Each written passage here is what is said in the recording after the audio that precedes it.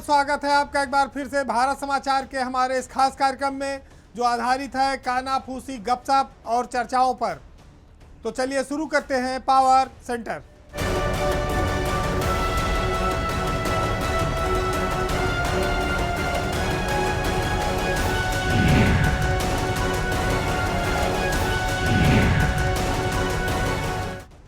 अपने यहाँ एक कहावत है कि 9 दिन चले अढ़ाई कोस। ये कहावत भाजपा पर भी इन दिनों काफ़ी सटीक बैठ रही है, क्योंकि 9 महीने में वो एक प्रदेश अध्यक्ष नहीं खोज पाए हैं।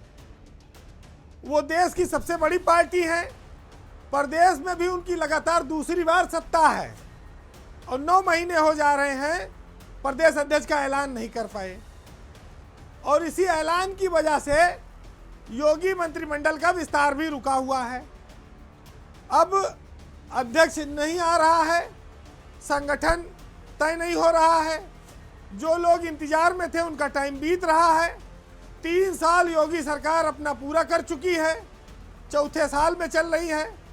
सत्ता की जो मलाई का मामला है वो ज़्यादा बचा नहीं है, मान के चलिए अधिकतम 20 महीना, क्योंकि उसके बाद आचार संहिता लग जाएगी।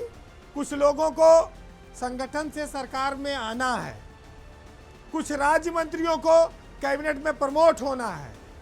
ये सब भाजपा के प्रदेश अध्यक्ष के चयन पर रुका हुआ है। जब अक्टूबर में ये चुनाव प्रक्रिया शुरू हुई थी तब कहा गया था कि जनवरी में बीजेपी को नया प्रदेश अध्यक्ष मिल जाएगा। तब से लेके आज 9 महीना होने जा रहा है, ना तो नया अध्यक्ष मिला और नया मंत्रिमंडल का विस्तार हो पाया। अगर आप देखिए तो इस वक्त मंत्रिमंडल में 54 मंत्री हैं, 6 जगहें खाली हैं। जितिन प्रसाद केंद्र में मंत्री बन गए, जीत गए चुनाव। उनके पास बहुत बड़ा महकमा था पीडब्ल्यूडी का, जो इस समय खाली है, मुख्यमंत्री के पास है।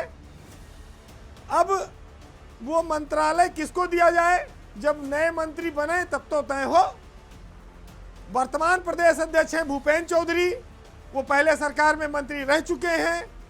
उनकी जगह जब कोई नया अध्यक्ष आएगा तो फिर वो दोबारा से सरकार में जा सकते हैं, उनको मौका मिल सकता है। पार्टी में कुछ ऐसे नाम भी हैं जो मंत्री बनने की आस लगाए हुए हैं।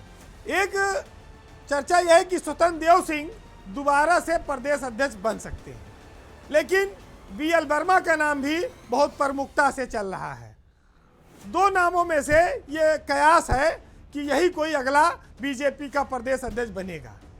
स्वतंत्र देव बनेंगे तो वो दोबारा बनेंगे। बीएल वर्मा केंद्र में मंत्री हैं, उत्तर प्रदेश सरकार में एक बार वो एक निगम के चेयरमैन रह चुके हैं। तो 2 नामों में से किसी एक की लॉटरी लग सकती है, लेकिन जो लोग आज तक न मंत्री बन पाए हैं वो ये सोचे कि अपनी सरकार है, कुछ ही दिन के लिए मंत्री बनने को मिल जाए। गोविंद नारायण शुक्ला, उसमें इनका नाम प्रमुखता से चल रहा है कि उनको भी अगर विस्तार होता मंत्रिमंडल का तो हो सकता बन जाते। जेपीएस राठौर हैं, असीम अरुण हैं और नितिन अग्रवाल हैं। ये 3 लोग हैं जो स्वतंत्र प्रभार के मंत्री हैं। इन मंत्रियों के काम को देखते हुए सरकार इनके प्रमोशन पर विचार कर रही है। ये तीनों नाम कैबिनेट स्तर में बनने के लिए लगभग सक्षम हैं और योग्य हैं। तो 3 राज्य मंत्रियों के नाम चल रहे हैं कि उनको कैबिनेट मंत्री बना दिया जाए। भाजपा 54 मंत्रियों से कौन सा फायदा ले रही हो, 60 बनाने में क्या नुकसान हो जाएगा।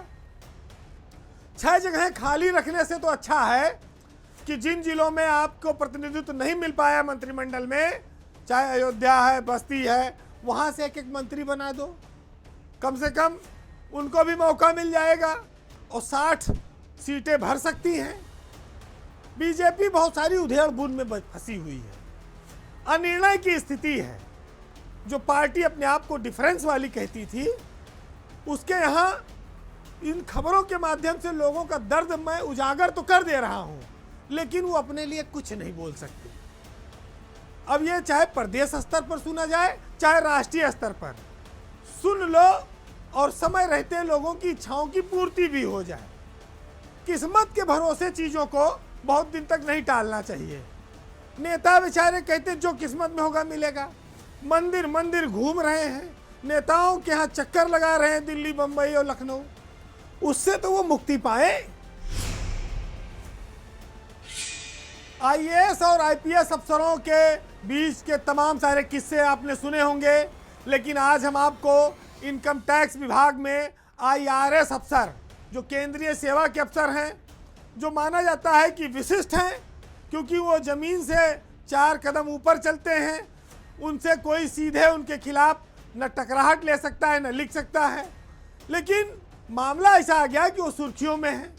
खुलेआम वर्चस्व को लेकर एक जंग चल गई, मारपीट हो गई, सिर्फ फुटौल हो गई, मामला पुलिस तक पहुंच गया, अस्पताल में भर्ती होना पड़ा। इनकम टैक्स ऑफिस में 2 आईआरएस अफसरों के बीच मारपीट इन दिनों पूरे देश में चर्चा का विषय बनी हुई है। लखनऊ से लेकर दिल्ली तक हंगामा मचा हुआ है।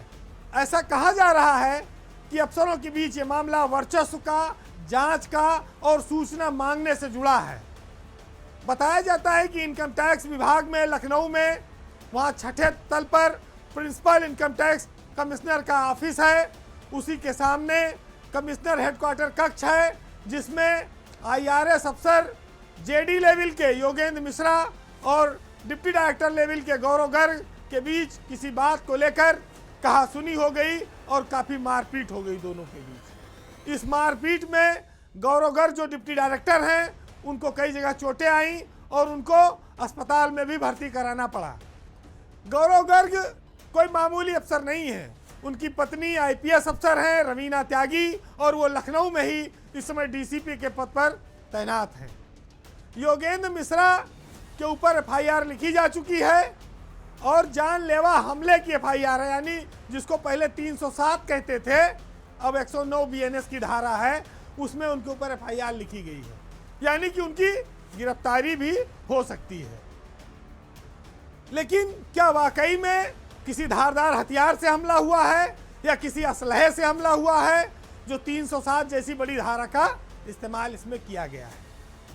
विभाग के अधिकारी इस मामले में न्यूट्रल हैं, क्योंकि मामला बहुत बड़े बड़े अफसरों का है और जिसने जो चोट खाया है उसकी पत्नी लखनऊ में ही आईपीएस अफसर है, तो पुलिस महकमा स्वाभाविक है कि झुकाव उनकी तरफ होगा। अब योगेंद्र मिश्रा पर ये आरोप है कि वो एक बार बैठ गए थे, क्रिकेट मैच नहीं खेला गया तो मैदान में धरने बैठ गए, उनका किसी ने वीडियो बना के वायरल कर दिया, उसी आधार पे उनका तबादला हो गया और वो काशीपुर चले गए। ये सब कहानियां हैं, लेकिन योगेंद्र मिश्रा का जो सोशल मीडिया पर बयान है उसमें उन्होंने साफ कहा है कि कानपुर में गौरव गर्ग जब तैनात थे, उनके तबादले के बाद इन्वेस्टिगेशन डिपार्टमेंट में उन्होंने उनकी जगह ज्वाइन किया और उनके कई सारे मामले पकड़े, उनकी गलतियां पकड़ी। इसके लिए उन्होंने अपने डिपार्टमेंट को लिखा, इस मामले में विजिलेंस की जांच के लिए भी उन्होंने लिखा और इसी वजह से वो उनसे खुन्नस रखते थे। योगेंद्र मिश्रा अपने तबादले से सहमत नहीं थे, इसके लिए उन्होंने विभाग में आरटीआई लगाई और संयोग से आरटीआई में सूचना देने का काम मुख्यालय स्तर पर गौरव गर्ग के पास है। इस समय वो केंद्रीय लोक सूचना अधिकारी का चार्ज लिए हुए हैं। इसी को लेकर वो यहाँ मुख्यालय आए थे, जहाँ पर कई अफसरों की मौजूदगी में ये विवाद हुआ है। मुकदमा बहुत बड़ा लिख गया है योगेंद्र मिश्रा पर। पुलिस हो सकता है कि दबिश भी दे, उनको गिरफ्तारी की भी कोशिश करे, लेकिन वो ज्वाइंट डायरेक्टर लेवल के अफसर हैं, वो भी कोई छोटे मोटे अफसर नहीं हैं। उन्होंने भी अपने पिता के माध्यम से हजरतगंज थाने में तहरीर दी है। पुलिस कमिश्नर को भी उनकी पत्नी ने मेल भेजा है और इंसाफ की मांग की है। उनका यह आरोप है कि गौरव गर्ग की पत्नी पुलिस में आईपीएस अफसर हैं, उनके वजह से उनके ऊपर पुलिस अनैतिक कार्रवाई कर सकती है, उसने बड़ी बड़ी धाराएं लगा दी हैं, उनका उत्पीड़न कर सकती है। वैसे भाई जितना ताकतवर विभाग उतना प्रभाव उतना पैसा, तो किसी के पास ना तो प्रभाव की कमी है ना पैसे की कमी है। केंद्र सरकार अपने ऐसे विभागों में अनुशासन के लिए विजिलेंस नियुक्त करती है, ऐसे अफसरों की निगरानी पर सख्त कार्रवाई करती है। अब ये देखना होगा कि इस मामले में इन अफसरों पर क्या कार्रवाई होती है। लेकिन लखनऊ पुलिस के लिए भी एक कसौटी बन गया है मामला, क्योंकि एक पक्ष उन्हीं के डिपार्टमेंट से जुड़ा हुआ है, दूसरा पक्ष सीनियर लेवल का अफसर है। वो चाहता है कि निष्पक्ष जांच हो, सीसीटीवी फुटेज देखी जाए, हालांकि पुलिस उसको मंगा चुकी है। योगेंद्र मिश्रा भी अपनी तहरीर लेकर पुलिस के अफसरों के यहाँ घूम रहे हैं। इस मामले में अगर कोई कोताही बरती गई, कोई पक्षपात होता है, तो फिर उंगलियां सब पर उठेंगी। इसलिए भविष्य के ध्यान में रखते हुए जांच निष्पक्ष ही करनी पड़ेगी। अपने यहाँ एक कहावत है कि खाने में चटनी का, घर में पत्नी का और पार्टी में टिकट का बड़ा महत्व है। ये बात सही भी है कि वो दो मामले तो आपके निजी हैं, लेकिन जो तीसरा सार्वजनिक जीवन का मामला है, राजनीति में अगर आप कर रहे हैं तो आपको जब तक टिकट नहीं मिलता है तब तक आप बड़े नेता नहीं बनेंगे, ना एमपी एमएलए बन पाएंगे। और ऐसे दौर में जब किसी पार्टी की बाजार बहुत चढ़ी हो, सत्ताधारी दल हो, उसका टिकट पाने का महत्व हमेशा ज़्यादा रहा है। और हर कोई ऐसा तो है नहीं कि वो सीधे पार्टी के शीर्ष नेतृत्व से उसका संपर्क हो और जाके वो हाईकमान से बात कर ले, टिकट ले आए।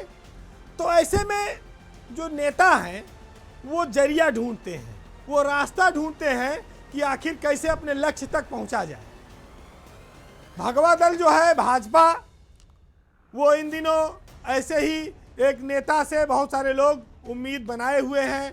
वो नेता बहुत सारे पार्टी के वर्करों, कार्यकर्ताओं के लिए एक जरिया बने हुए हैं।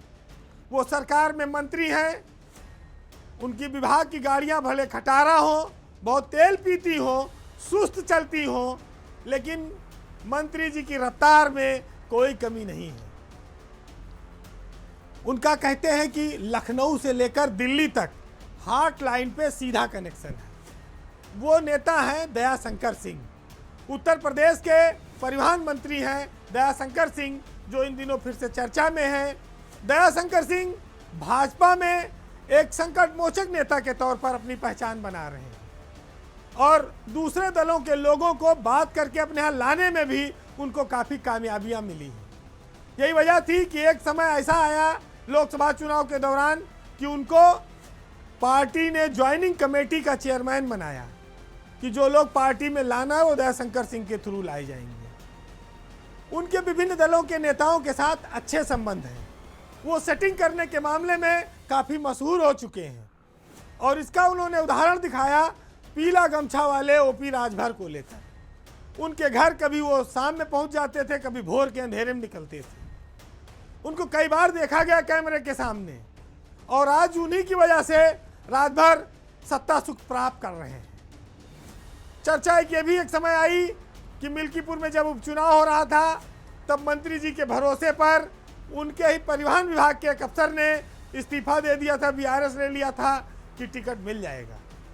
मंत्री जी हैं तो टिकट दिला ही देंगे, लेकिन ऐन मौके पर उसको टिकट नहीं मिल पाया और बेचारे न घर के रहे और न फिर मंत्री जी चर्चा में तब आए जब बलिया के ही चीनी मिल संघ के एक नेता बब्बन सिंह ने एक कांड कर डाला। बब्बन सिंह का वीडियो बहुत वायरल हुआ, एक महिला के साथ डांस करते हुए, जिसमें उन्होंने आरोप लगाया कि वहीं के एक विधायक हैं जो उनके खिलाफ पड़ी हुई हैं, वो टिकट के दावेदार हैं। दयाशंकर सिंह उनको टिकट दिलाने में लगे हुए थे। उनकी छवि खराब करने के लिए उनको जो है ये वीडियो वायरल कराया गया और उनका कैरियर चौपट किया गया। वैसे भी बब्बन सिंह उम्र के उस पड़ाव पे हैं कि अगला कदम सीधे गड्ढे में जाएगा, ज़्यादा उनके बचा नहीं है शरीर में दम, लेकिन दिल है कि मानता नहीं वाली स्थिति है। सियासत में जब मौका मिल जाए तब आदमी दावा ठोक देता है कि हमको भी टिकट चाहिए। ऐसे तमाम मामले हैं जो ये दर्शाते हैं कि दयाशंकर सिंह का पार्टी में जलवा कायम है, लखनऊ से लेकर दिल्ली तक कायम है और वो टिकट वितरण मंत्री के रूप में मशहूर हैं। उनकी लोकप्रियता में कोई कमी नहीं आई है। विभाग चाहे जैसे चले कोई समस्या नहीं है, परमिट चाहे जिस कमेटी से जारी हो कोई समस्या नहीं है। तो किस्मत के खेल देखिए कि दयाशंकर सिंह लखनऊ विश्वविद्यालय के अध्यक्ष रहे, सियासत में बहुत समय तक संघर्ष किया, फिर उनकी पत्नी विधायक बन गई, मंत्री बन गई, फिर वो भी विधायक बन गए, वो आज मंत्री बन गए। कितने लोगों को उन्होंने भाजपा में मौका दिया, मंत्री बने हैं उनके साथ के लोग। तो जो आदमी कभी खुद के लिए तरसता था, आज वो दूसरों का भविष्य संवार रहा है। दयाशंकर सिंह को लेकर आप दो तरह की विचार रख सकते हैं। एक, आप ये कह सकते हैं उन्होंने पार्टी को मजबूत किया है, कुनबे को बढ़ाया है।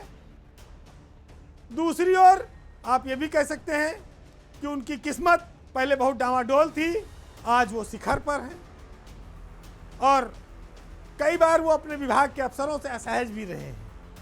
हालांकि वो बाहर कभी खुल के बोले नहीं, लेकिन दिल में दर्द हमेशा रहा है। तो जो सबको साथ लेकर खुश करके चलने का नाम है, वो है दयाशंकर सिंह। इन दिनों भाजपा की वो नई उम्मीद है।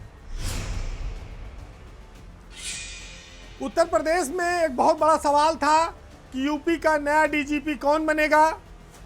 कई दिनों से चर्चा थी कि प्रशांत कुमार जो डीजीपी के चार्ज पर हैं, उनको सेवा विस्तार दिया जा रहा है। कुछ दिन पहले बताया गया कि उनकी चिट्ठी गई है।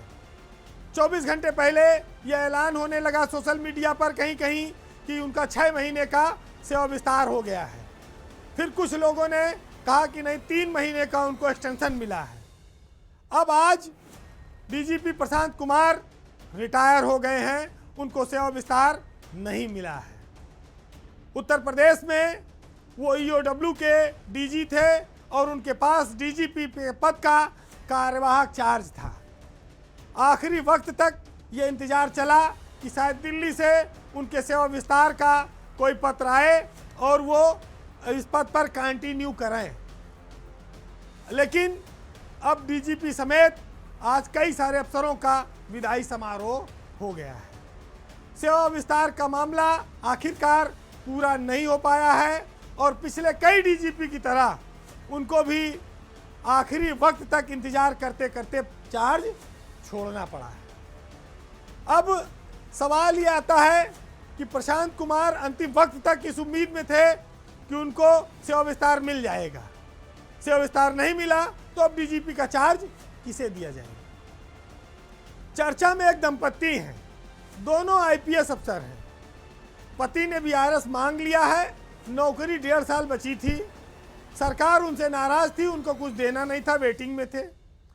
पत्नी नौकरी में है, 6 महीना बची हुई है, तिलोत्तमा वर्मा, प्रशांत कुमार के बैच की ही हैं, 1990 की।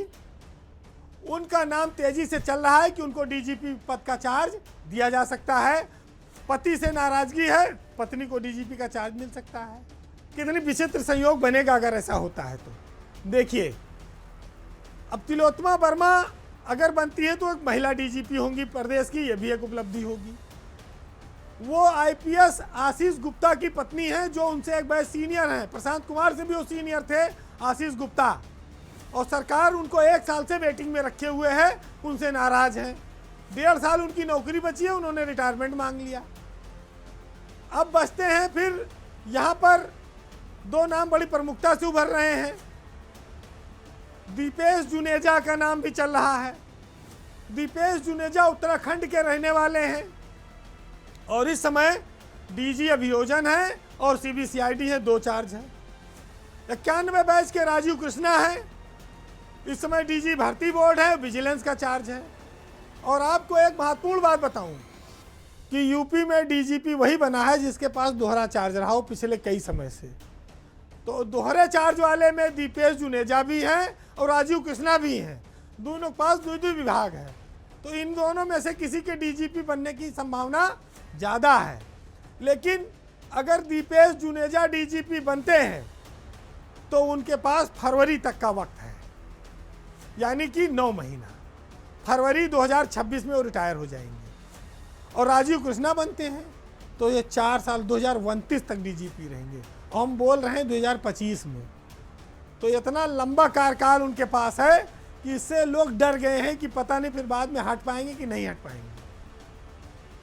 अब एक नाम और बचता है मनमोहन बसाल का, वो भी 90 बैच के हैं, वो डीजी पावर कारपोरेशन है। उनको सरकार देगी कि नहीं देगी ये बहुत मुश्किल है। तो अब बचते हैं दीपेश जुनेजा, तिलोत्तमा वर्मा और राजीव कृष्णा। इन तीनों में से ही किसी एक को यूपी के डीजीपी का कार्यभार दिया जा सकता है। लेकिन अगर प्रशांत कुमार चले गए और चार्ज किसी को नहीं दिया गया तो फिर आने वाले 2-3 दिन नहीं दिया जाएगा। नया डीजीपी तय करने में वक्त भी लग सकता है, जैसी कि स्थिति दिख रही है। तो अगर फैसला 24 घंटे के भीतर हो गया तब तो ठीक है, और अगर नहीं हुआ तो फिर ये मान के चलिए कि फिर 2-3 दिन लगेंगे नए डीजीपी के चयन में।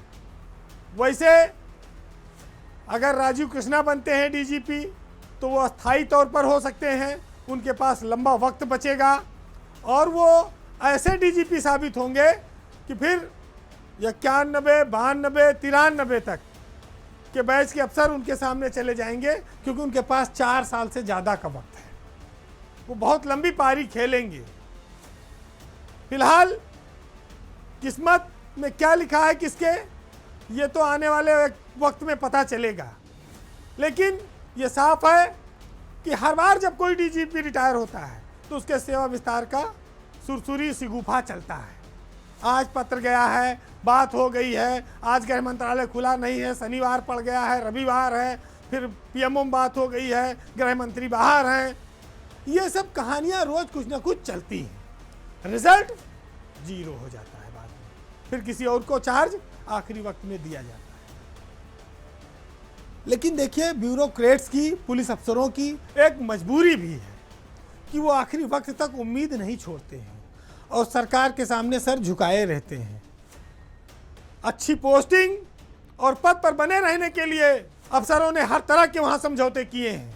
ऐसे हालातों पर जो अफसर अपने पद के लिए, अपनी कुर्सी के लिए हर तरह के काम करते हैं, समझौते करते हैं, छुप छुप के रातों में अंधेरे में मिलते हैं, उन पर मुनव्वर राना साहब की ये लाइनें आज काफ़ी सटीक हैं।